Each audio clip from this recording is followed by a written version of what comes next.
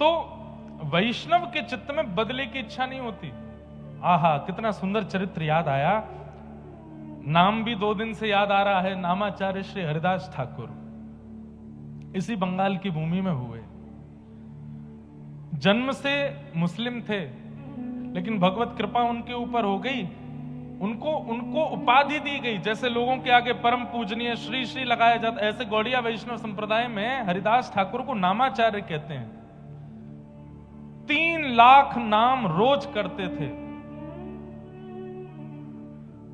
तो जब मुस्लिम राजा को पता चला कि ये हमारे कुल खानदान का होते हुए भगवान का भजन करता है, हिंदुओं के देवता को गाता है, समझाया बुझाया, नहीं माने तो फिर कहा कि इसको मृत्यु दंड दो। तब किसी सेनापति ने कहा कि बोले मृत्यु दंड तो बहुत सरल होगा, इसको फांसी पर लटका देंगे, इसको क्या 2-4 मिनट दर्द होगा। इसने जो गलत काम किया है हिंदुओं के देवताओं का नाम लेकर के, इसको तो कोई कड़ा दंड मिलना चाहिए। बोले क्या दंड दें? बोले हाथ बांधो, पैर बांधो, बाजार में लेकर के निकलो और इस पर कोड़े बरसाओ। कोड़े में भी कील होनी चाहिए बड़ी बड़ी, वो कील जब इसके कोड़े पड़े और कोड़ा जब हटाया जाए तो पूरे शरीर को छीलते हुए निकले। राजा बोले उससे क्या होगा? बोले बाजार में जब बच्चा बच्चा इसको देखेगा, लोग इसको देखेंगे तो कल को कोई भी, अरे मुस्लिम तो क्या, दूसरी जाति के क्या, हिंदू भी अपने देवता का नाम लेने में घबराएंगे जब देखेंगे कि ये दंड मिल रहा है। तो राजा ने कहा यही ठीक है।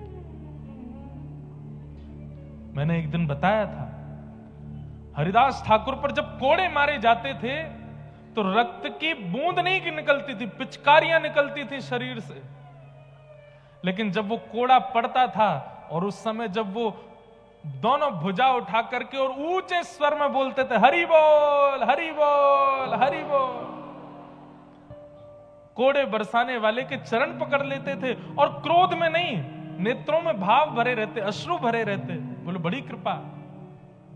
मैं तो चाहता था कि मैं ऊंचे स्वर में नाम गाऊं, लेकिन मैंने पूरी ताकत लगाई। इतना ऊंचा स्वर मेरा पहले कभी नहीं प्रकट हुआ जितना ऊंचा स्वर आपके कोड़े मारने से प्रकट हुआ है। और मारिए।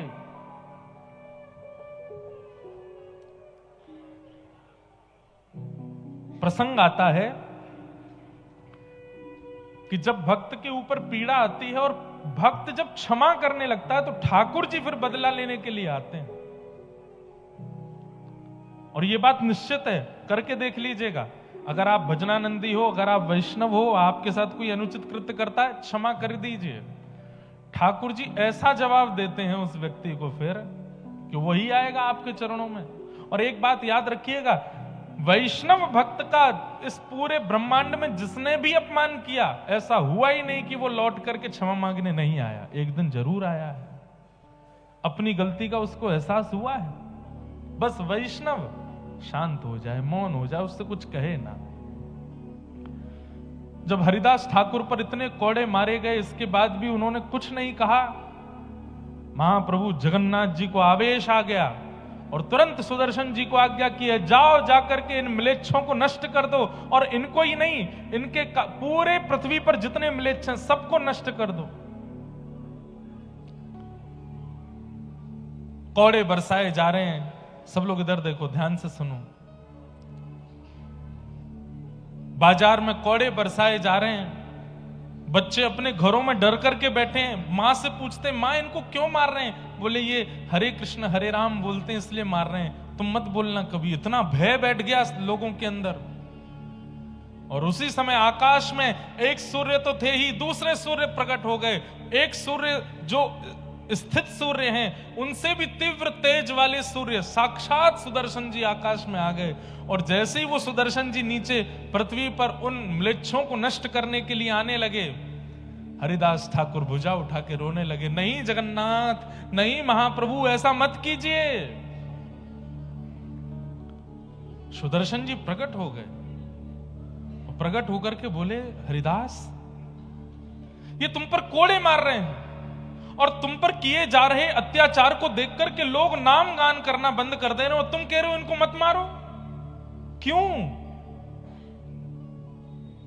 जरा हटो तो, मुझे देखने दो इन लोगों को। चरणों में गिर गए, बोले नहीं सुदर्शन जी, ये त्रेता नहीं है, ये सतयुग नहीं है, ये द्वापर नहीं है, ये कलयुग है।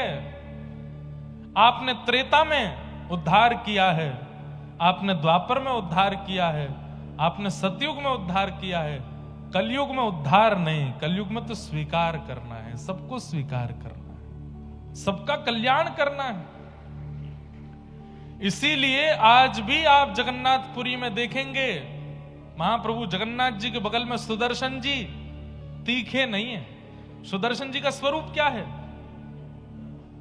उनके जो कोने हैं वो तीखे हैं। उनका जो स्वरूप है, आज नील चक्र का आप दर्शन करेंगे जगन्नाथ मंदिर के ऊपर, नील चक्र खूब तीखा है। अगर वो नील चक्र जोर से घूमने लगे, किसी के नगर उड़ाने की सामर्थ्य नील चक्र में है। लेकिन महाप्रभु जगन्नाथ जी के बगल में जो सुदर्शन जी विराजमान है, लोगों ने दर्शन किए कि नहीं पता नहीं, वो एक दंड के रूप में बैठे हैं। दंड के रूप में सुदर्शन जी का वो स्वरूप नहीं है। क्यों? क्योंकि कलिकाल में इन भक्तों ने ठाकुर जी से प्रार्थना की कि यहां पर संहार नहीं करना है, यहां पर उद्धार नहीं करना है, यहां तो हर किसी को स्वीकार करना है। सुदर्शन जी महाराज शांत हो गए। महाप्रभु जगन्नाथ जी से जाके बोले हरिदास ठाकुर ही नहीं मारने दे रहा है। महाप्रभु जी बोले ये मेरे भक्त हैं, ये अपने ऊपर अत्याचार करने वालों को भी क्षमा कर रहे हैं। बोले ये कलिकाल के भक्त हैं। ऐसे नामाचार्य हरिदास ठाकुर। फिर उनके बड़ी सुंदर कथा है कि इतना मारा फिर भी उनकी मृत्यु नहीं हुई। तो उन सैनिकों को लगने लगा कि ये तो मर नहीं रहा है, और अगर ये नहीं मरा तो राजा हमको मार देगा। तो उनकी पीड़ा देख करके हरिदास ठाकुर बोलने लगे क्या बात है? बोले तू मरता नहीं है और तू नहीं मरेगा तो राजा हमको मार देगा। तो हरिदास ठाकुर बोले चिंता नहीं करो, मैं अभी मर जाता हूं। लेट करके अपने आप प्राण त्याग दिए और बोले अब आप राजा से जाकर के कह दो कि मैं प्राण त्याग चुका हूं। ऐसे हरिदास ठाकुर नामाचार, नाम 3 लाख नाम रोज करते थे। कोड़ों से नहीं मरे, हर प्रकार की योजनाएं बना ली, फिर भी उनकी मृत्यु नहीं हुई। और उनके जीवित रहने से लोगों के अंदर नाम का प्रभाव बढ़ता जा रहा था। भले ही लोग प्रकट रूप से नाम नहीं गाते थे, लेकिन एकांत में जाकर के हरिदास ठाकुर का स्मरण करके नाम करते थे कि नाम का प्रभाव है हरिदास ठाकुर का। तब म्लेच्छों ने विचार किया कि हरिदास ठाकुर ऐसे तो नहीं मर रहा है, अगर इसका चरित्र हनन हो जाए, अगर इसका चरित्र हनन हो जाए तो हो सकता है कि नगर में इनका दुष्प्रचार होगा तो लोग इनकी बात मानना बंद कर देंगे।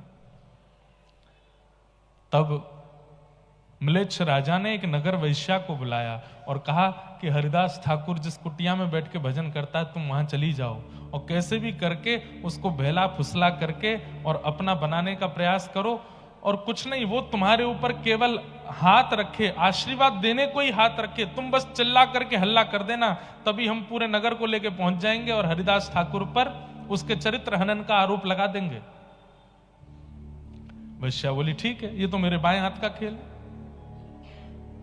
पहुंच गई वैश्या, हरिदास ठाकुर बैठे हैं और वैश्या ने जाकर के कहा ये आपके बंगाल के भक्त हैं।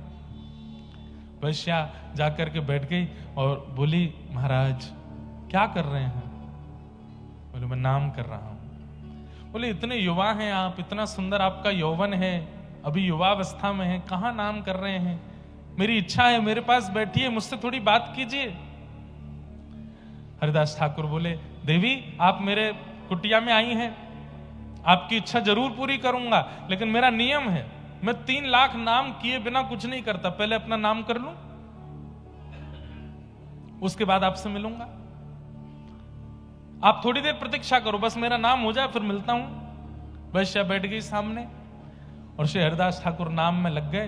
करते करते करते दोपहर हो गई, दोपहर से शाम हो गई, शाम से रात हो गई। सामने बैठी वैश्या को नींद आने लगी। हरिदास ठाकुर बोले आपको निद्रा आ रही है, आप चाहो तो थोड़ी देर विश्राम कर लो। यहां वैश्याएं सुधर रही हैं, यहां पर सब सुधर रहे हैं, पर ये कब सुधरेंगे? अरे सुन लो भैया, मोनेर मोनेर। तो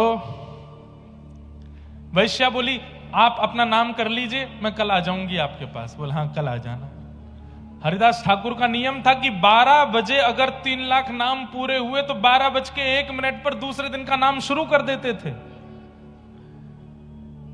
वैश्या सुबह फिर से आ गई, आकर के देखा तो हरिदास ठाकुर फिर से नाम में बैठे। बोले आपका कल का पूरा नहीं हो? बोले कल का तो पूरा हो गया, दूसरे दिन का शुरू हो गया। अभी देवी अब तो प्रतीक्षा कर, आप अगर थोड़ी देर पहले आती, जब नाम पूरा हुआ तभी आ जाती तो आप जो कहती मैं आपकी इच्छा पूरी करता, पर अब तो दूसरे दिन का नाम चल रहा है, अभी 3 लाख होगा तभी बात करूंगा मैं। वैश्या फिर बैठ गई सामने, जपते जपते जपते। हरिदास ठाकुर नाम नहीं जप रहे हैं, प्रत्येक नाम में प्रार्थना कर रहे हैं कि हे जगन्नाथ, मेरे इस नाम का बल, मेरे इस नाम का प्रभाव, मेरे इस नाम का पुण्य इसको दे देना। ये इतनी सुंदर है, इतना अच्छा गाती है, इतने सुंदर इसके नेत्र हैं, इतना सर्वांगीण इसका सुंदर मधुर है। अगर ये सर्वांगीण अंग से आपका नाम गाएगी तो आपको प्राप्त कर लेगी। मेरे इस नाम का प्रभाव नाथ इसके हृदय को पवित्र कर देना। दूसरा दिन भी निकल गया। वैश्या रात्रि में बोली मैं जाती हूं, कल फिर आऊंगी। मुझे सही समय बताओ कितने बजे नाम पूरा होता है? बोले मुझे समय तो नहीं पता, पर तुम आ जाना सुबह भोर में, मंगला में आ जाना, सुबह सुबह 4 बजे आ जाना। ठीक है। अगले दिन तीसरे दिन वैश्या 4 बजे पहुंच गई। हरिदास ठाकुर तीसरे दिन का नाम प्रारंभ कर चुके थे। बोले अब तो देवी प्रारंभ हो गया, अब तो ये पूरा। तब उस वैश्या के मन में ये आया कि मेरा रूप इतना सुंदर है, मैं जिसको देख लेती हूं वो मेरे पीछे खिंचा चला आता है, और मैं 3 दिन से इनके यहां आ रही हूं। ये क्या 2 अक्षर का नाम है जिसके पीछे ये मेरी ओर नहीं देख रहे हैं? ऐसा क्या है इस नाम में जिस नाम के प्रभाव से ये मेरी ओर नहीं देख रहे? तब उसने प्रार्थना करते हुए कहा, आप क्या नाम करते हैं, थोड़ा मुझे सुनाएंगे?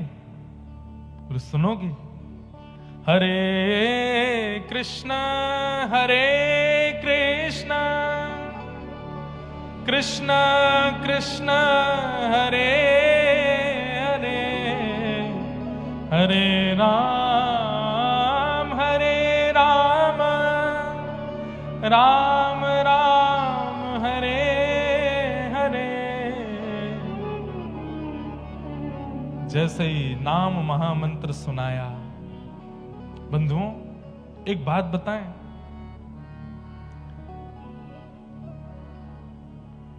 सामान्य कोई व्यक्ति अगर महामंत्र बोलेगा, जो नियम नहीं करता, जो पवित्रता नहीं रखता, जो शुद्धि नहीं रखता, जिसका अंतःकरण शुद्ध नहीं, जिसका खान पान शुद्ध नहीं, उसका नाम बोलने से सामने वाले पे प्रभाव नहीं पड़ेगा। लेकिन अगर कोई नामनिष्ठ हो, जिसका तन भी पवित्र है, मन भी पवित्र है, जीवन भी पवित्र है, सर्वांगीण अंग पवित्र है, वो स्वर में, बेस्वर में, बेताल में भी अगर नाम बोल देगा तो सामने वाले का चित्त पिघल जाएगा। और इसका एक प्रमाण बताएं, जैसे उस वैश्या ने ये नाम सुना, वो नाम सुनकर के आश्चर्यचकित होकर के हरिदास ठाकुर को देखने लगी, तुरंत उठ करके अपने घर चली गई। आज तक उसको अपना कृत्य पाप नहीं लगता था। बहुत ध्यान से सुनिएगा, उस वैश्या को अपना कृत्य पाप नहीं लगता था। उसको लगता था ये तो पैसा कमाने के लिए सब लोग करते हैं कुछ ना कुछ, मैं ये करती हूं, इसमें बुराई क्या है। लेकिन आज पहली बार उसको पाप बोध हुआ। क्या समझे?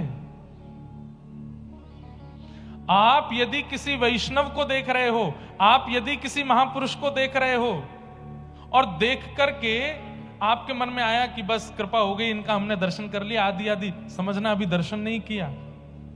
लेकिन किसी महापुरुष को देख करके अपने जीवन के किए हुए कुछ कृत्यों पर अपने ऊपर आत्मग्लानि हो, तब समझना कि आपने वास्तव में दर्शन किया है।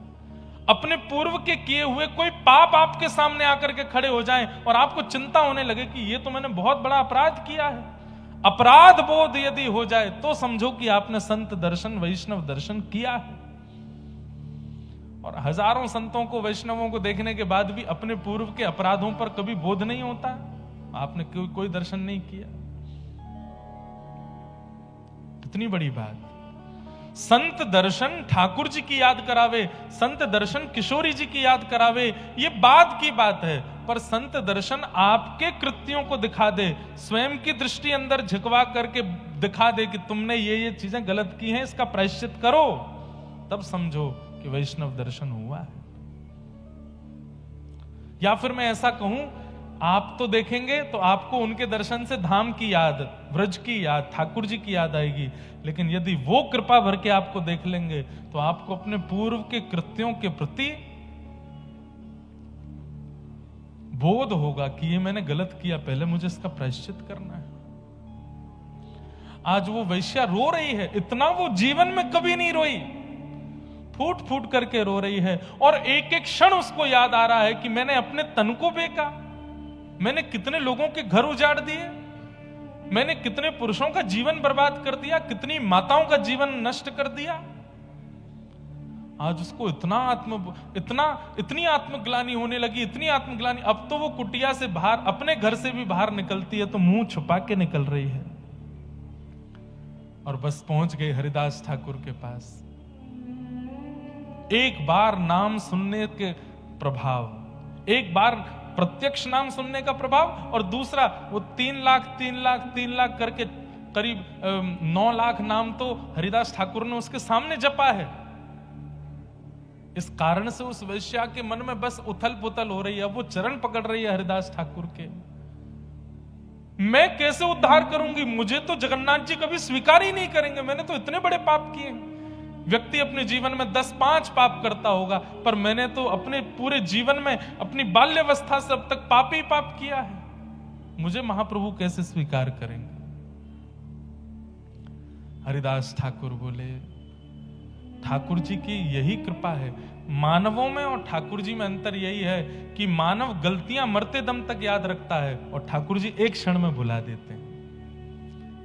हम मानवों का स्वभाव कैसा है, कोई व्यक्ति हमसे सॉरी भी बोल देता है ना, हम ठीक है, लेकिन मन में रखते हैं कि नहीं इसने ऐसा किया था। कोई व्यक्ति गलती कर भी देता है तो हम उसको कहते हैं अच्छा ठीक है भाई, कल गया बात गई, कल रात गई बात गई, छोड़ो। लेकिन जब वो व्यक्ति सामने नहीं होता, 4 लोगों से उसकी बुराई भी कर दे, अरे तुम क्या जानो इसके बारे में, ऐसा ऐसा किया हुआ है इसने।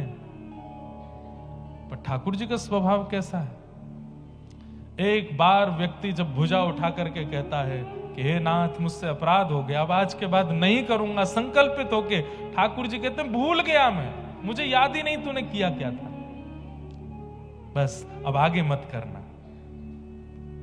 ऐसा ठाकुर जी का स्वभाव। हरिदास ठाकुर बोले, जो नाम तूने सुना है बस उसको अपना जीवन बना ले और लौट करके पीछे नहीं देखना, ना आत्मग्लानि करनी, ना दोबारा उन कृत्यों में जाना जो तूने किए हैं। और सुन, इस कुटिया में मैंने करोड़ों नाम किए हैं, अब मैं तो कहीं और चला जाऊंगा, तो इस कुटिया में रहे और यहां रह करके भजन कर। हरिदास ठाकुर तो उस समय चले गए, वहां से कहां गए, आगे कहीं निकल गए और उस वैश्या को उस कुटिया में बैठा गए। वहीं बैठ करके वही नाम प्रारंभ कर दिया उस वैश्या ने, जिसका रूप देख करके काम प्रकट होता था लोगों के चित्त में। आज उसका रूप लावण्य ऐसा कि जब वो कुटिया से निकलती है तो हजारों संतों की तादाद में लोग उसको दर्शन करने के लिए आते हैं, क्योंकि उसको देख करके अब महाप्रभु जगन्नाथ प्रकट होते हैं चित्त में। नाम का प्रभाव। बंधुओं, आपकी उपस्थिति सामने वाले के चित्त में क्या अनुभव कराती है, इससे भी पता चलता है कि आप कैसे हो। आप कहीं जाते हैं तो लोगों के चित्त में आता है बड़ा पैसा वाला है, बहुत पैसा है इसके पास। आपकी उपस्थिति किसी के चित्त में क्रोध को उत्पन्न करे, ये तो ऐसा है, इसने हमारा बंटाधार कर दिया, पूरी कॉलोनी के लोग इससे परेशान हैं, क्रोध प्रकट करना है। किसी के चित्त में आपकी उपस्थिति किसी के चित्त में काम को प्रकट कर रही है, क्रोध को प्रकट कर रही है, लोभ को प्रकट कर रही है, तो इसलिए आप संसारी हो। लेकिन आपकी उपस्थिति होते ही सामने वाले का चित्त निर्मल हो जाता है, नेत्र सजल हो जाते हैं और ठाकुर जी का पावन स्मरण उसके चित्त में होने लग जाए, तब समझो कि आपकी भक्ति अब हो रही है। हरिदास ठाकुर के जीवन की एक बात और, वे जब रात्रि का समय होता था तो भुजा उठा करके और ऊंचे स्वर में नाम गुणगान करते थे ठाकुर जी का। किसी ने आकर के टोका, बोले कि सोते नहीं हो, हमको भी नहीं सोने दे, इतना तेज तेज क्यों बोलते हो, मन में कर लो। अभी हमने मोनेर मोनेर बात करी, लेकिन हरिदास ठाकुर का कारण ऊंचे स्वर में नाम जप इसलिए नहीं करते थे कि लोग जाने कि देखो मैं भक्त हूं। उन्होंने बताया कि मैं ऊंचे स्वर में नाम जप क्यों करता हूं, बोले मैं मन ही मन करूंगा तो मेरा उद्धार होगा, और मैं ऊंचे स्वर में करूंगा तो मानवों का नहीं, कितने कीट पतंग जीवाणु इस हवा वायुमंडल में डोल रहे हैं, वे भी नाम सुनकर के तर जाएंगे, इसलिए ऊंचे स्वर में करता हूं। सबका कल्याण, सबका उद्धार।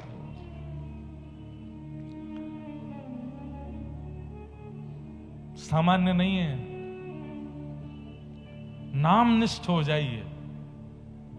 कलयुग में ये नाम ही कल्याण करने वाला है, नाम ही उद्धार करने वाला है। और वह नाम भी कैसे, जैसे बहुत प्यासा व्यक्ति जब पानी पीता है तो प्रत्येक घूंट अगली घूंट की और इच्छा प्रकट करती है कि वो भी मेरे अंदर आवे ताकि मेरी प्यास बुझे।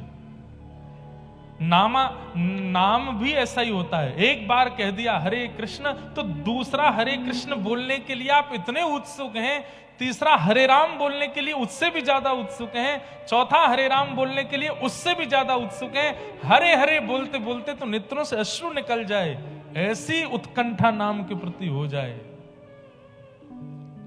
तब नाम प्रभावशाली। उत्सुकता भक्ति में बहुत जरूरी है, एक्साइटमेंट। अगर आप उत्सुक नहीं हैं तो आपका नियम, क्रम, व्रत, अनुष्ठान, परिक्रमा सब व्यर्थ है। उत्सुकता, जैसी उत्सुकता यहां कथा सुनने की लोगों में है, जैसी उत्सुकता भीतर बैठने की लोगों में है, जैसी उत्सुकता एक एक शब्द को श्रवण करने की लोगों में है, ऐसी उत्सुकता केवल कथा नहीं हर भगवत संबंधी कार्य में हो जाए। आपकी ये उत्सुकता ध्रुव की तरह 5 महीने में ठाकुर जी का अनुभव करा देगी। केवल 5 महीने उत्सुकता आ जाए। संसार की क्रियाओं को करने में आलस्य नहीं आता हमको, पर भगवत कार्यों में आलस्य आता है, और यही आलस्य भगवत प्राप्ति में बाधा बनता है। आलस्य नहीं, उत्सुकता। तो मैं निवेदन कर रहा था कि भक्त कभी रिवेंज नहीं लेता, भक्त कभी बदला नहीं लेता, भक्त क्षमा करता है। उसकी तरफ से बदला ठाकुर जी ले लेते हैं, और जब ठाकुर जी बदला लेते हैं तो फिर अच्छा वाला ही लेते हैं। आपके साथ किसी ने कुछ गलत किया, आपने अगर उससे बदला लिया तो आप ज्यादा से 2-4 थप्पड़ मारोगे, लेकिन आपने पुलिस के हवाले कर दिया कि भाई इसने मेरे साथ ऐसा किया, अब आप देखो, पुलिस तो उसमें डंडे बरसाएगी फिर। ठीक वैसे ही आपके साथ अनुचित कृत्य पर आप कुछ रिएक्शन देते हो तो आप ज्यादा कुछ नहीं कर पाओगे, लेकिन ठाकुर जी के भरोसे छोड़ देते हो तो ठाकुर जी तो ऐसा चक्र घुमाते हैं, और याद रहे उसे। ऐसा नाम। तो दुर्योधन, अब एक बात और कह दूं, ये बदला लेने की इच्छा यदि चित्त में बहुत ज्यादा होती है कि उसने मेरे साथ ऐसा किया मैं देख लूंगा उसको, तो आप कहीं ना कहीं पांडव नहीं हो, इस संसार रूपी महाभारत के कौरव हो। कौरवों का ही स्वभाव होता है ऐसा।